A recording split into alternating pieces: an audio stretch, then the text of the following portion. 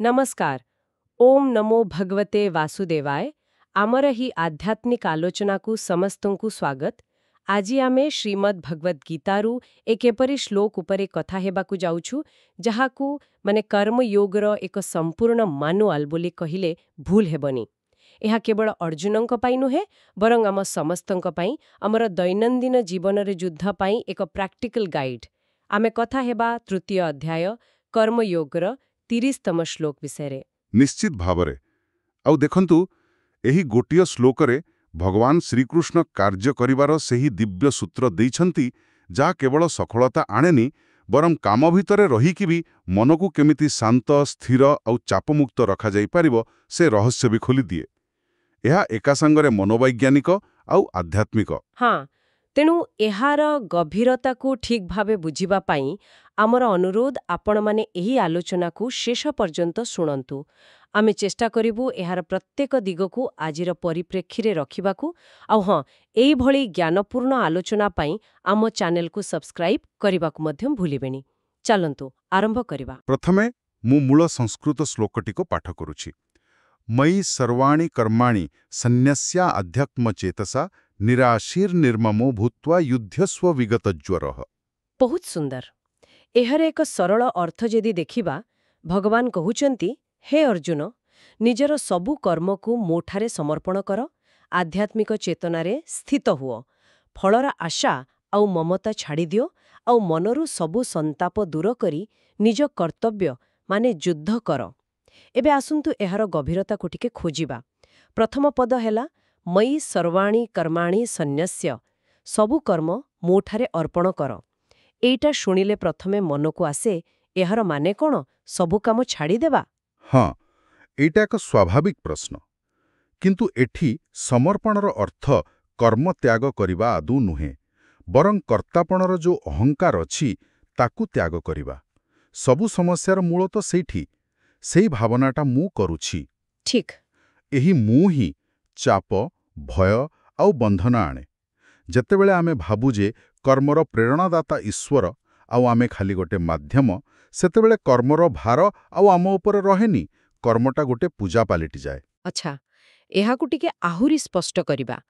धरा जाऊ जणे सर्जन गोटे जटिल ऑपरेशन करूछंती जदि से भाबिबे मु ए जीवन बंचाउछि तांको उपरे प्रबल चाप रहिबो। बिल्कुल। किंतु जदि से भाबिबे ईश्वर मो हाथ देई कराउछंती मो काम हेला मोर श्रेष्ठ प्रयास करिबा ताहाले तांको मन अधिक शांत रहिबो फलरे काम भलो हेबो।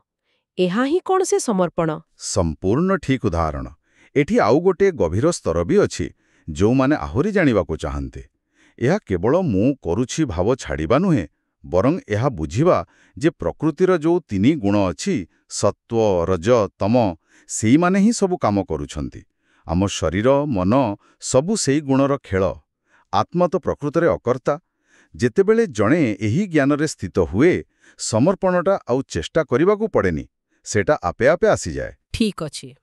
तेबे कर्मर कर्तापणकू ईश्वरंको उपरे छाड़ी देबा हला प्रथम पाद। किंतु काम करिबा बेले आम मनर स्थिति कोन हेबा दरकार। बोधुए सेइथि पय भगवान परवर्ती शब्द अध्यात्म चेतसा व्यवहार करिसंती। एहार प्रकृत अर्थ कोन। एहार अर्थ हेउछि आध्यात्मिक चेतनारे स्थित होई माने सेही ज्ञानरे स्थिर रहिबा जे मु एही शरीर मन बा बुद्धि नुहे मु हेउछि अविनाशी आत्मा। देखंतु जेतेबेले आमे निजको केवल गोटे पदवी किंबा गोटे संपर्क भावरे देखु आम काम सबु स्वार्थपर होई जाए। किंतु जेतेबेले आमे एही आत्मबुद्धि रे कर्म करू सेतेबेले कर्मरे गोटे विशालता आसे। किंतु एटा टिके एब्स्ट्रैक्ट लागुनी कि माने दैनंदिन जीवन रे एहार प्रभाव कोन। जणे जदि निजको आत्मा भाबिबो सेटा तार ऑफिस कामरे केमती सहाय्य करिवो। निश्चय सहाय्य करिवो। जेतेबेले आपण जानिबे जे आपणकर प्रकृत स्वरूप शांत आउ आनंदमय सेतेबेले ऑफिसर छोट छोट कथा जेमती कि काहार मंतव्य कामर चाप हाँ किंबा विफलतार भय ए सबु आपणकू सहजरे विचलित करि परिबो नाही। आपणकर इमोशनल स्टेबिलिटी बढ़ी जिवो। आपण समस्या को एक व्यक्तिगत आक्रमण भावरे न देखि गोटे आह्वान भावरे देखिबे। एहा ही अध्यात्म चेतसार प्रैक्टिकल फल।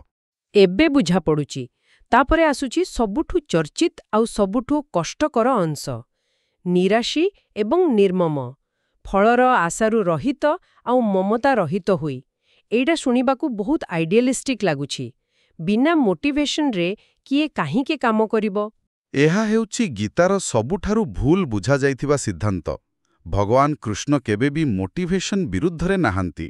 ସେ ଆଟାଚମେଣ୍ଟ ବା ଆସକ୍ତି ବିରୁଦ୍ଧରେ ଅଛନ୍ତି। ନିରାଶୀର ଅର୍ଥ ନିରାଶ ହେବା ନୁହେଁ, ଆଚ୍ଛା। ବରଂ ଫଳାଫଳ ଉପରେ ଯେଉଁ ନିର୍ଭରଶୀଳତା ଅଛି ତାକୁ ତ୍ୟାଗ କରିବା। ଆମର ପ୍ରେରଣା କର୍ତ୍ତବ୍ୟରୁ ଆସିବା ଉଚିତ, କୌଣସି ନିର୍ଦ୍ଦିଷ୍ଟ ଫଳର ଇଚ୍ଛାରୁ ନୁହେଁ। ତେବେ ଏହା ଏକ ପ୍ରକାର ମାନସିକ ଜୁଡୋ ଭଳି। ଆମେ ଭାବୁ ଯେ ଫଳର ଚିନ୍ତା ଆମକୁ କାମ କରିବାକୁ ପ୍ରେରଣା ଦିଏ, କିନ୍ତୁ ଭଗବାନ ଓଲଟା କଥା କହୁଛନ୍ତି। ସେହି ଚିନ୍ତା ହିଁ ଆମର ସବୁଠୁ ବଡ଼ ଶତ୍ରୁ। ସଠିକ୍ ଧରିଛନ୍ତି। ଏହାକୁ ଆଧୁନିକ ମନୋବିଜ୍ଞାନରେ ପରଫର୍ମାନ୍ସ ଏଙ୍ଗ୍ଜାଇଟି କୁହାଯାଏ, ଯାହାର ସମାଧାନ ଭଗବାନ ହଜାର ହଜାର ବର୍ଷ ପୂର୍ବରୁ ଦେଇସାରିଛନ୍ତି। ଯେତେବେଳେ ଆମେ ଫଳ ବିଷୟରେ ଅଧିକ ଚିନ୍ତା କରୁ, ଆମେ ବର୍ତ୍ତମାନର କାମ ଉପରେ ଧ୍ୟାନ ଦେଇପାରୁନୁ। ହଁ। କିନ୍ତୁ ଯେତେବେଳେ ପ୍ରକ୍ରିୟାକୁ ଉପଭୋଗ କରୁ, ଫଳାଫଳ ସାଧାରଣତଃ ଭଲ ହୁଏ। ସେମିତି ନିର୍ମମ ମାନେ ମମତା ରହିତ। ଏହାର ଅର୍ଥ ସମ୍ପର୍କ ତ୍ୟାଗ କରିବା ନୁହେଁ, ବରଂ ସ୍ୱାର୍ଥପର ମୋର ଭାବନା ତ୍ୟାଗ କରିବା। ମୋ କାମ, ମୋ ସଫଳତା, ମୋ ପରିବାର। ହଁ, ସେଇ ମୋ ଶବ୍ଦଟା ହିଁ ଦୁଃଖ ଓ ଅହଙ୍କାର ଆଣେ। ନିର୍ମମ ହେବା ମାନେ ସ୍ନେହଶୂନ୍ୟ ହେବା ନୁହେଁ, ବରଂ ପଜେସିଭନେସ୍ ବା ଅଧିକାର ଭାବର ମୁକ୍ତ ହେବା। ୱାଓ, ବିଗତ ଜ୍ୱରଃ ଫ୍ରି ଫ୍ରମ୍ ଫିଭର ମାନେ ଜ୍ୱର ମୁକ୍ତ। ଚିନ୍ତାକୁ ଜ୍ୱର ସହିତ ତୁଳନା କରାଯାଇଛି। It's such a powerful metaphor. ଏହା ପ୍ରକୃତରେ ସେହି ଅନୁଭବକୁ ଧରି ରଖିଛି ଯେତେବେଳେ ଆମେ ଚିନ୍ତାରେ ଅସୁସ୍ଥ ଲାଗୁ। ହଁ। ତେବେ ଏହି ଅବସ୍ଥାକୁ କିପରି ହାସିଲ କରାଯାଇପାରିବ? ଆଉ ତାପରେ ଭଗବାନ କହୁଛନ୍ତି ଯୁଧ୍ୟସ୍ୱ। ଯୁଦ୍ଧ କର। ଏଠାରେ କ୍ରମଟା ବୁଝିବା ବହୁତ ଜରୁରୀ। ବିଗତ ଜ୍ୱର ହେବା ଏକ ପୂର୍ବ ସର୍ତ୍ତ ନୁହେଁ, ଏହା ହେଉଛି ପରିଣାମ। ଭଗବାନ କହୁନାହାନ୍ତି ଯେ ପ୍ରଥମେ ତୁମେ ଚିନ୍ତାମୁକ୍ତ ହୁଅ, ତାପରେ ଯୁଦ୍ଧ କର। ଆଚ୍ଛା। ସେ କହୁଛନ୍ତି ଯେତେବେଳେ ତୁମେ ପ୍ରଥମ ତିନୋଟି କାମ କରିବ, କର୍ମସମର୍ପଣ, ଆଧ୍ୟାତ୍ମିକ ଚେତନା ଆଉ ଆଶା ମମତା ତ୍ୟାଗ, ସେତେବେଳେ ଏହି ମାନସିକ ଜ୍ୱର ଆପେ ଆପେ ଚାଲିଯିବ। ଚିନ୍ତା, ଦୁଃଖ, ଭୟ ଏସବୁ ହେଉଛି ସେହି ଜ୍ୱରର ଲକ୍ଷଣ। ଆଉ ଏହି ଜ୍ୱରରୁ ମୁକ୍ତ ହେଲା ପରେ ହିଁ ଜଣେ ନିଜର ଯୁଦ୍ଧ ଠିକ୍ ଭାବରେ ଲଢ଼ିପାରିବ। ଆଉ ଏଠାରେ ଯୁଦ୍ଧର ଅର୍ଥ କେବଳ ମହାଭାରତ ଯୁଦ୍ଧ ନୁହେଁ, ଆମ ଜୀବନର ସଂଘର୍ଷ, ନା କ'ଣ? ବିଲକୁଲ। ଆମ ଜୀବନର ପ୍ରତ୍ୟେକ କର୍ତ୍ତବ୍ୟ, ଦାୟିତ୍ୱ, ସଂଘର୍ଷ ସବୁ ହେଉଛି ଗୋଟେ ଗୋଟେ ଯୁଦ୍ଧ। ଏହା ତ ଏକ ସମ୍ପୂର୍ଣ୍ଣ ରୋଡମ୍ୟାପ୍।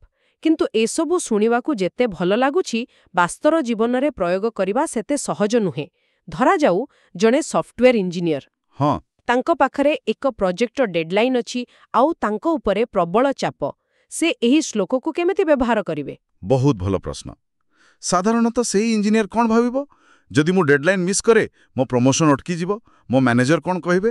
ହଁ, ମୋ ଇମେଜ୍ ଖରାପ ହୋଇଯିବ। ଠିକ୍। ଏହା ହେଉଛି ଫଳର ଆଶା, ମମତା।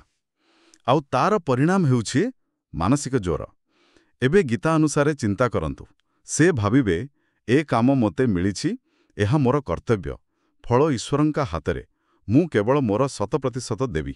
ଏହା ହେଲା କର୍ମ ସମର୍ପଣ। ହଁ। ତାପରେ ମୁଁ କେବଳ ଗୋଟେ ଡେଜିଗ୍ନେସନ୍ ନୁହେଁ, ଏ ଚାପ ମୋର ପ୍ରକୃତ ସ୍ୱରୂପକୁ ଛୁଇଁ ପାରିବ ନାହିଁ। ଏହା ହେଲା ଅଧ୍ୟାତ୍ମ ଚେତନା। ଏହି ଦୃଷ୍ଟିକୋଣ ବଦଳିବା ମାତ୍ରେ ଚାପ କମିଯିବ। ଆଉ ସେ ସମସ୍ୟାର ସମାଧାନ ଉପରେ ଅଧିକ ଧ୍ୟାନ ଦେଇପାରିବେ। ବିଲକୁଲ। କାର୍ଯ୍ୟର ଗୁଣବତ୍ତା ବଢ଼ିଯିବ। ଆଉ ପାରିବାରିକ ସମ୍ପର୍କରେ ସେଠାରେ ତ ନିର୍ମମ ବା ମମତା ରହିତ ହେବା ଆହୁରି କଷ୍ଟ। ଆମେ ଯେତେବେଳେ ନିଜ ଲୋକଙ୍କ ପାଇଁ କିଛି କରୁ, ପ୍ରତ୍ୟାଶା ତ ରହିବ। ଦେଖନ୍ତୁ, ଏଠାରେ ନିର୍ମମର ଅର୍ଥ ସ୍ନେହ ନ କରିବା ନୁହେଁ, ବରଂ ପ୍ରତ୍ୟାଶାର ବୋଝ ନ ରଖିବା। ଜଣେ ମା ନିଜ ସନ୍ତାନକୁ ଭଲ ପାଏ, କିନ୍ତୁ ଯେତେବେଳେ ସେ ଭାବେ ମୁଁ ତା ପାଇଁ ଏତେ କଲି, ସେ ମୋ ପାଇଁ କିଛି କରୁନି, ସେତେବେଳେ ଦୁଃଖ ଆସେ। ଏହା ମମତାର ବନ୍ଧନ। ଓହୋ।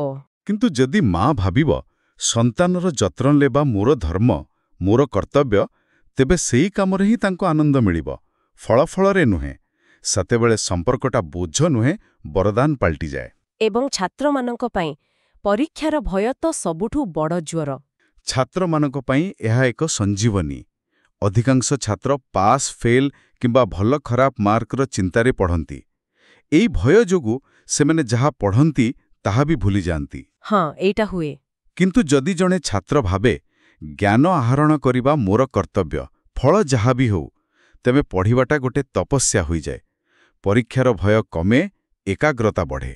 ଏହା ପ୍ରକୃତରେ ମାନସିକ ସ୍ୱାସ୍ଥ୍ୟ ପାଇଁ ଏକ ଔଷଧ ଭଳି କାମ କରିବ।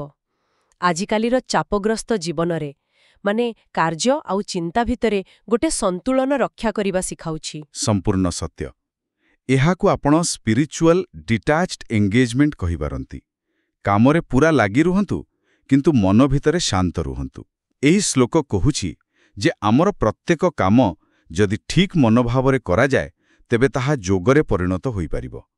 ନିଜ କର୍ତ୍ତବ୍ୟକୁ ପୂଜା ଭାବରେ କରିବା ହିଁ ପ୍ରକୃତ କର୍ମଯୋଗ। ତେବେ ଆଜିର ଆଲୋଚନାରୁ ଆମେ ଗୋଟେ ସ୍ପଷ୍ଟ କାର୍ଯ୍ୟକାରୀ ଫ୍ରେମୱାର୍କ ପାଇଲେ। ପ୍ରଥମେ ମୁଁ କରୁଛି ଭାବ ଛାଡ଼ି କର୍ମକୁ ସମର୍ପଣ କର। ହଁ। 2ରେ ମୁଁ ଆତ୍ମା ଏଇ ଜ୍ଞାନର ସ୍ଥିତ ରହି କର୍ମ କର। 3ରେ ଫଳାଫଳ ଉପରେ ଆସକ୍ତି ନ ରଖି କର୍ତ୍ତବ୍ୟ ଉପରେ ଧ୍ୟାନ ଦିଅ। ଠିକ୍। 4ରେ ଏସବୁ କଲେ ମାନସିକ ଚାପ ବା ଜ୍ୱର ଆପେ ଆପେ ଦୂର ହେବ। ଆଉ ଶେଷରେ 5 ସେହି ଶାନ୍ତ ମନରେ ନିଜ କର୍ତ୍ତବ୍ୟର ଯୁଦ୍ଧକୁ ପୂରା ଶକ୍ତିରେ ଲଢ଼। ବାସ୍, ଏହି 5ଟି ପାଦ ହିଁ କର୍ମଯୋଗର ସାର। ଯିଏ ଏହାକୁ ନିଜ ଜୀବନରେ ଆପଣେଇ ନିଏ, ତାର ଜୀବନ କେବଳ ସଫଳ ହୁଏନି, ବରଂ ଶାନ୍ତିପୂର୍ଣ୍ଣ ମଧ୍ୟ ହୁଏ। ଶେଷରେ ଏକ ବିଚାର ସହିତ ଛାଡ଼ିଯାଉଛି। ଯଦି ଆମର ପ୍ରତ୍ୟେକ କାର୍ଯ୍ୟ, ଅଫିସରେ ଇମେଲ ଲେଖିବାଠାରୁ ଆରମ୍ଭ କରି ଘରେ ରୋଷେଇ କରିବା ପର୍ଯ୍ୟନ୍ତ ଯଦି ଏକ ପୂଜା ଭାବରେ କରାଯାଇପାରିବ, ତେବେ ଆମର ସାଧାରଣ ଦୈନନ୍ଦିନ ଜୀବନ ମଧ୍ୟ ଏକ ଆଧ୍ୟାତ୍ମିକ ଯାତ୍ରାରେ ପରିଣତ ହୋଇପାରିବ କି? ଆଜିର ଏହି ଆଲୋଚନା ଯଦି ଆପଣଙ୍କୁ କୌଣସି ନୂଆ ଦୃଷ୍ଟିକୋଣ ଦେଇଥାଏ, ତେବେ ଭଗବାନ ଶ୍ରୀକୃଷ୍ଣଙ୍କର ଏହି ଅମୂଲ୍ୟ ଜ୍ଞାନକୁ ଆଗକୁ ବଢ଼ାଇବା ପାଇଁ ଏହାକୁ ଲାଇକ୍ ଓ ଅନ୍ୟମାନଙ୍କ ସହ ସେୟାର କରନ୍ତୁ। ଆପଣଙ୍କ ଜୀବନର କେଉଁ କ୍ଷେତ୍ରରେ ଏହି ଶ୍ଲୋକଟି ସବୁଠୁ ଅଧିକ ପ୍ରାସଙ୍ଗିକ ମନେ ହୁଏ, ଆମେ ଜାଣିବାକୁ ଆଗ୍ରହୀ। କମେଣ୍ଟ ବକ୍ସରେ ଓମ୍ ନମୋ ଭଗବତେ ବାସୁଦେବାୟ କିମ୍ବା ଜୟ ଜଗନ୍ନାଥ ଲେଖିପାରନ୍ତି। ଆଗାମୀ ଆଲୋଚନାରେ ପୁଣି ଭେଟ ହେବ। ଧନ୍ୟବାଦ। ଆପଣ ଶୁଣୁଛନ୍ତି ରେଡିଓ ତୋଷାଳୀ, ଆମ ମାଟିର ସ୍ୱର।